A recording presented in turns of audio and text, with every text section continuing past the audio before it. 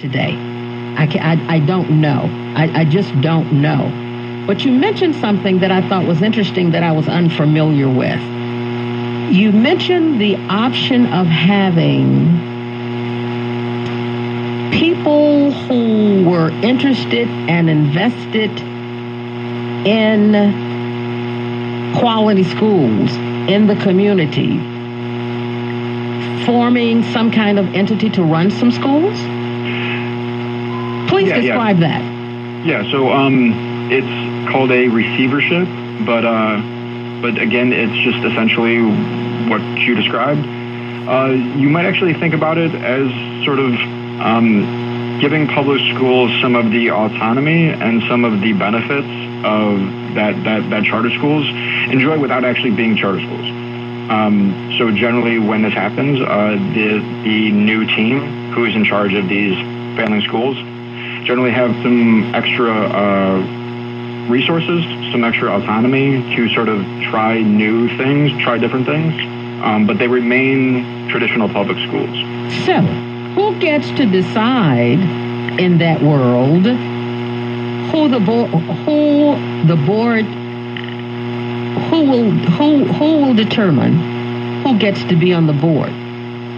Well, I think that should be up to either the state or the community to decide the best approach. I don't think it's really my place in D.C. to say this is exactly how Detroit or the state should handle it. Here's exactly who should make those choices. I believe, and this is consistent with the point that you made about the most effective charter schools being sort of run by people in the community whose reputation is tied up in that. That sort of bolsters the belief that when you give communities more local control of their schools, often really good things happen, right? Which isn't all that surprising because people in Detroit know Detroit better than people who don't live there, and they know the families and the students and the values and the needs better. So I think Detroit, or people there at the very least, should probably decide the best way to implement a receivership if that's actually the fix that they think would be most effective.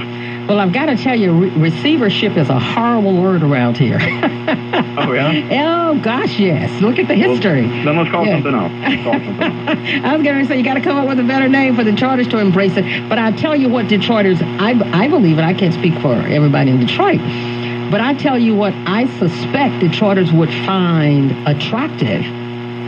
We have some phenomenal educators who have left the district too early. Some retired.